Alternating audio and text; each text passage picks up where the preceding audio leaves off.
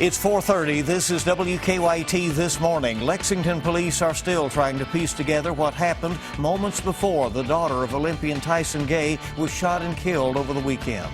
And the community is remembering 15-year-old Trinity Gay. Her fellow track teammates at Lexington's Lafayette High School are now planning a vigil to remember her. And Lexington police are also looking for a person who they say dressed as a clown and robbed at least 3 gas stations. We'll have that and your Kentucky forecast with changes coming up on WKYT This Morning.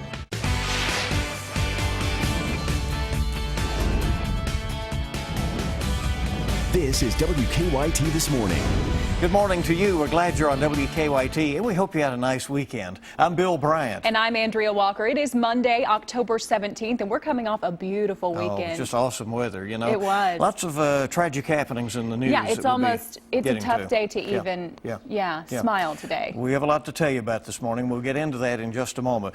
But we also do anticipate some changes in this week ahead. Let's check in with meteorologist Micah Harris. Yeah, this weekend we reached the 80s on both Saturday and Sunday. I mean, it's been a warm spell this past weekend, and that looks to continue today and really off toward the next 3 days. But after that, boy, the temperatures drop off the map. Defender Radar Network, nothing going on this morning. Frankfort looks like the only person out there is police officers stopped at a red light. Lexington coming in at 63 degrees. Feels pretty good down in London Corbin area at 56. By the afternoon, we're at 83. Warm, windy conditions. We'll see 15 to 25 mile per hour winds. And we're going to show you after your Wednesday what the temperatures look like because they drop off big time. I'm going to have that coming up. Thank you. Now let's get to the news. She was a rising track star, following in the steps of her father. But the daughter of Olympian Tyson Gay is being remembered here in Lexington and around the world. Lexington police are still piecing together what happened moments before 15-year-old Trinity Gay was shot and killed. It happened in the parking lot of Cookout, a restaurant along South Broadway here in Lexington. Police say 2 vehicles were firing shot at each other. Trinity was hit in the crossfire. So far, police have arrested 3 people in the shooting. Devonta Middlebrooks, Chazare Taylor, and DeMarcio Taylor have all been charged with wanton endangerment in the case. Chazare Taylor and DeMarcio Taylor are father and son. WKYT's Caitlin Sentler tracks the investigation. Everybody seems to have a gun. And it's a funny thing that when they get a gun in their hand, it doesn't take very much to make them shoot it. Early Sunday morning, Lexington police rushed to shots fired. Wanda Parker typically keeps up with what's happening around the neighborhood, but didn't hear a thing. I've already put my clothes on that I'm not going anywhere, you know. Parker says it's things like this that keep her inside. It's just really gotten bad. I just don't feel comfortable here anymore. And the people next door, they keep their doors locked. Living in the city is different than living in a small town. I was checking, my phone this morning, and I'm like, whoa, there was a shooting down the street. A shooting, police say, took the life of a young girl. 15-year-old Trinity Gay, they say, was at Cookout when 2 cars exchanged shots, but it's not clear how she was caught in the crossfire. It's always the bystanders that get hurt. Usually the people that are involved in it, they don't get hurt. It's just an innocent bystander, and that's so sad. Jeannie Noss also lives nearby the late-night food joint and says she stopped in a time or 2. Oh, yeah, we've gone up there several times. It's usually full of college kids. And there's usually, the times we've been in there, security's everywhere. There's usually more security people in that place than I've ever seen in a restaurant. Sunday night, although Parker doesn't know the 15-year-old, she says it's hitting home. She has children, grandchildren. I'm old. I'm not going to be here much longer. But I really feel for these kids today. They have a hard time. Trinity's death has been a tough one for the people in the community, especially her friends. The 15-year-old was a student at Lafayette High School. She was on the track team, a sprinter, just like her dad. Her fellow teammates are now planning a vigil to remember her that is scheduled for tonight. WKYT's Sabira Rayford talked to her friends. It was a night for reminiscing. It hasn't even been 24 hours since 15-year-old Trinity Gay was killed, and she has a room full of people trying to make sure we never forget who she was. Everybody just remember her as someone that was helpful, funny, just a good person to hang around. She can make friends with anyone. They're preparing a candlelight vigil in Gay's memory. I just hope everybody just gets together, have a good time, and just remember Trinity as how she was. At times, there were laughs thinking about Gay's infectious smile and her outgoing personality. But when the realization hit that she won't be at school tomorrow, things got rough. That was it. I just felt so bad because, like, I just keep replaying when she was in my face saying, "You gotta help me, you gotta help me." Nothing we could do. We were scared. Taylor Middleton says she was right next to Gay when she was shot. She says they were in a parking lot when the first round of shots were fired. That's when we heard more gunshots.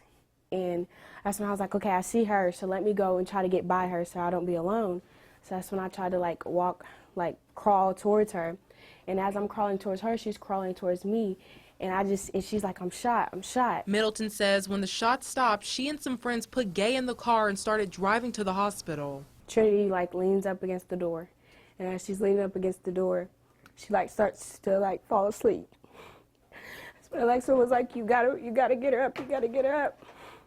So I grabbed her and I started shaking her and I was holding her and I was like, come on, Trinity, you gotta stay up, you gotta stay up. She says when they got to the hospital, Gay was not in good shape. She says they couldn't tell she had been shot in the neck. He grabs Trinity and as he's holding her, like, her body just, like, let go. Middleton says it's a hard memory to live with. It's just I really didn't want it to go down that way. Like, it really didn't, it should have been her. Gay's friends say they will continue to spread her memory to others. They say at a time like this, it's important to be together. In Lexington, Sabir Rayford, WKYT. The vigil will follow tonight's freshman football game at Lafayette High School, which will be at around 8 o'clock or so. Everyone is invited and encouraged to wear pink or purple. Fayette County school leaders say they have activated their crisis team. There will be grief counselors at Lafayette High School today to help students and staff dealing with the loss of Trinity Gay. Rosemont Baptist Church will also open its doors to anyone who wants to pray or mourn Gay's death. The minister there says the sanctuary will be open starting at 3:15 this afternoon. And we'll continue to track this story as it develops. We've been updating our website with statements and condolences from city and state leaders and athletes from around the world. In other news this morning, Nicholasville police are investigating a deadly crash. They say one man is dead after his car hit a semi-truck at the intersection of US 27 and Elizabeth Street. Police tell us the semi was turning into a nearby gas station when the car hit it. The driver of the car died at the scene. His name has not been released at this time. Hazmat crews were called in to help clean up fluids on the road from the crash. The southbound lanes of US 27 were closed for a few hours but are now back open this morning. Police are still trying to figure out what caused the crash. Lexington police are also investigating another deadly shooting. Police say around 2 o'clock yesterday morning they were called to the Chase parking garage on East Main Street for a shooting. Not long after, they say a man was dropped off with a gunshot wound to the stomach at a nearby hospital. Crews rushed him to UK Hospital where he later died. The Fayette County coroner has identified that man as 27-year-old James Blair. Police say they've identified a person of interest in the case, but their name has not yet been released. Lexington police say the parking garage shooting death is not connected to a shooting at a nearby nightclub. Just before the parking garage shooting, police were called to the Trust Lounge on West Main Street for a shots fired call. Police found blood at the scene, but no victim. But they say a victim later showed up at Good Samaritan Hospital with a gunshot wound to the leg. Right now, police do not have any suspects in that case. We are still waiting on autopsy results from a deadly shooting last week in southern Kentucky. The Whitley County coroner tells us Stephen Pataki died Saturday around midnight after being shot several times Thursday. The Corbin Times-Tribune reports that Pataki's wife told police that she shot him, but that she did not mean to shoot him. The paper reports that charges are currently pending in the case. Police are waiting on results from the autopsy before going forward. Lexington police are also looking for a person who robbed 3 gas stations dressed as a clown. Police say the Speedway on South Broadway was robbed over the weekend while investigators were at the scene of the deadly shooting at Cookout. Police tell us the robber showed a gun and demanded money. A little later, the Thornton's gas station on Georgetown Road and the Speedway on Meadow Lane were also robbed. Police say the suspect in those cases was also wearing a clown mask. Police think a silver or gray Chevy Impala may be involved in the crimes. Two men are in the hospital after a crash on Interstate 75 in Scott County. Georgetown police say one car rear-ended another in the southbound lanes at mile marker 122. That's not far from the Fayette County line. Police say two men in one of the cars were taken to the hospital. They tell us one of the men has life-threatening injuries. The other man had serious injuries. We're told one driver was treated at the scene. Traffic was backed up for hours. There was also another crash just a few miles ahead of that. Well, as we said, tough news this morning. Really certainly. tough, yeah. WKYT this morning just getting started. It is 4:40 now, 20 before 5 on your Monday. Still ahead, we're going to brighten things up a little bit. Chunking pumpkins helps bring one small New York town together. A closer look at that story right after Micah's forecast. Well, it's all about the temperatures today, tomorrow, and off towards your Wednesday. We're talking about possible record-breaking temperatures. I'm going to show you how high we go coming up. Now, your hour-by-hour forecast with meteorologist Micah Harris. Fender Radar Network showing absolutely nothing going on this morning. Now to the north of us, what's going to happen is we have a front to the north of us. It's not going to move that much. I'll even span out just to kind of show you what I'm talking about. But that front to the north of us, that kind of just stays there for the next three days or so. Then we hit Thursday and Friday. Then it starts to roll through the region, and that's going to drop temperatures big time. But until then, we'll see a big-time swing, upward swing in temperatures. Yes, I said upward, not staying the same. Even though we hit 80, 81 degrees, 82 degrees this weekend, we actually get even warmer than that, maybe even record-breaking temperatures as we approach that Tuesday, Wednesday time. 63 right now in Frankfurt. We're at 56 in London. Everyone in the 50s and 60s earlier this morning. Pretty good feel as you're heading out and about. We're at 83 by the afternoon. It's getting warmer, and look, we're going to be even warmer than that as we head towards your day tomorrow. Tomorrow, I believe, is when you actually could reach a record, but today it's a mixture of sun and clouds, breezy conditions, temperatures low to mid-80s. Basically what we have been through the past few days. So abnormally warm temperatures, there's no doubt about that. We get really high. I would say tomorrow at 85 degrees is what I have in my 7-day forecast. We could reach that, and if we reach that, that's going to be just below 87, which would be a record high. We'll see if we actually hit 87. There is a possibility. So we'll see as we get a little bit closer, especially if those winds keep gusting on in here. It will be dry, though, until midweek. Midweek being your Wednesday, Thursday. I'd say Wednesday mainly to far northern Kentucky, but Thursday off into Friday, that's when we get this big-time cold front going to be rolling on through. That will not only give us rain chances, but it's really going to blast our temperatures. Our temperatures will go way up here to way down here very quickly. It's going to be about a 20 to 30 degree swing. So keep in mind, here we go with some really, really chilly air later on. Don't expect this warm air to stick around for a long time, which we'll have when it's all said and done, 5 consecutive days of temperatures 80+ degrees. It's been a long time since we actually had that. But Thursday off into your Friday, I'd say Thursday is your best chance to rain at 60%. Friday, we're looking at those temperatures crashing at 58 degrees. And it looks like we'll actually be in the upper 30s, lower 40s Saturday morning and on Sunday morning, guys. So this is going to be way up here, way down here. It's one of those forecasts. And we even have a 72-degree reading in there. It's one of those forecasts. It's for everybody. Yeah. We have 80s, we have 70s, we have some 60s, 50s. Whatever you want, it's in there. It's in there somewhere. Yeah, that's right. Well, we're closer to November than the 1st of October at this point, so keep that in mind. Just unbelievable how warm it's really been the last few days. Well, nothing brings one small upstate New York town together quite like launching pumpkins in the St. Lawrence River. Yeah, thousands of people crowded the village of Clayton to watch pumpkins fly through the sky. Chris Spiker shows us what the pumpkin chunkin' is all about. Here we go. 3, 2, 1. Most people throw away pumpkins after Halloween, Nicely done. But not in Clayton. They do it a few weeks earlier. It is a lot of fun to pull it and see how far it can go. And when they almost hit the boats a couple times, that was pretty cool. Thousands of people were on the waterfront to see these pumpkins go into the St. Lawrence River. It's the 5th annual Pumpkin Chunkin' Festival. I actually got the idea from my daughter. She went to a farm where they were throwing pumpkins. I thought, well, that looks like a lot of fun. 5 years later, this is what we've evolved to. People really like throwing pumpkins in the St. Lawrence River. 13 adult and youth teams built trebuchets, which are a type of catapult. The speed and distance of each toss is recorded. The fastest pumpkin was launched at 140 miles per hour. The builders of these trebuchets say it's a lot of hard work and takes a lot of science to create them, but they're also a lot of fun.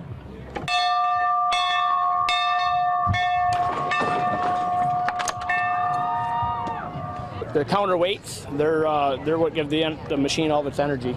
It drops rapidly, and when those wheels hit the track, the main throwing arm accelerates. In Pennsylvania, we built it on our back porch, half of it on our back porch, and I don't know where they built their half.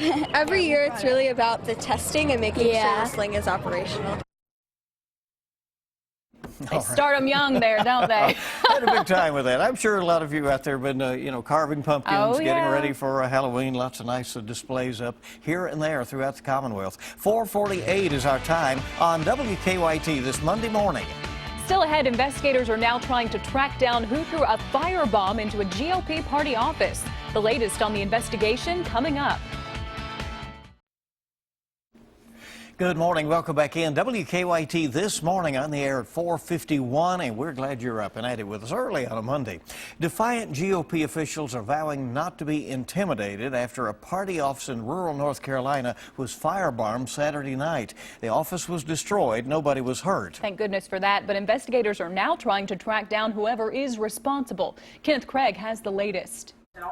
There is very little left intact inside the Republican Party office in Hillsborough, North Carolina. Police say someone threw a homemade firebomb through the window Saturday night. Right next door, someone painted on a building, "Nazi Republicans leave town or else." This is a horrific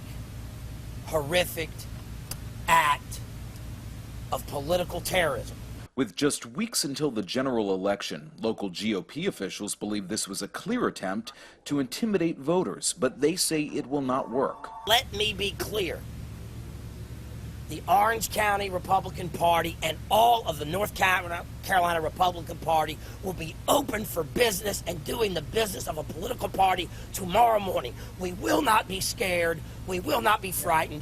Donald Trump responded Sunday with this tweet. He wrote, "Animals representing Hillary Clinton and Dems in North Carolina just firebombed our office in Orange County because we are winning." Later, he tweeted again that everyone was safe. Hillary Clinton posted a message saying the attack was horrific and unacceptable. As a precaution, a security alert has been sent to GOP party offices around the state. Kenneth Craig, CBS News. A bus was brought in to serve as a makeshift office while repairs are being made to the burned out office. All right, interesting situation there. 4:53 Sure our is. time this morning. Well, a total solar eclipse has not been visible in the U.S. since 1979, but a Kentucky town could be the best place in the world to catch a glimpse next year. And they are really preparing for this. Hopkinsville is being called the best place to view the next total eclipse. A former NASA astrophysicist brought up the spot during a presentation at the University of Louisville. He says people in Hopkinsville will see the eclipse for the longest, as long as the clouds don't block the view. And like I said, they're making preparations. Cool. There are people getting hotel reservations and other Already? things out there. Yeah. Already. It's going to be a big deal. Next August, I think. Pretty cool. Get you the exact date to hear a little later on. 4:53 is our time now on WKYT this morning. And just ahead, we'll have a look at some of the stories our news team is working on for you this morning. And we'll have another look at your Kentucky forecast coming right up. Good morning. Welcome back into WKYT this morning, 4:57 on your Monday. Whoopsie. Coffee? All right, it's time to take a look at some of the stories we're working on for you this morning. Sorry about that. Yeah, lots going on tonight. Family and friends of a 15-year-old who was shot and killed in Lexington will be gathering together to remember Trinity Gay. We are looking ahead to her vigil. That's coming up at the top of the hour on WKYT this morning. All right, let's get one more check of your forecast as we head into the 5 o'clock hour. Yeah, it actually feels really nice outside early this morning. We're in the 50s and 60s, no 40s out there. There's some good news for you as you're walking out the door. So you really do not need that sweater. You don't need that light coat. Not today and really not the next few days, because it's going to be very warm, very breezy. And that starts with today heading through your Wednesday, Thursday, and Friday. Big changes are in the forecast. We're going to go over that in another 2 hours. WKYT News.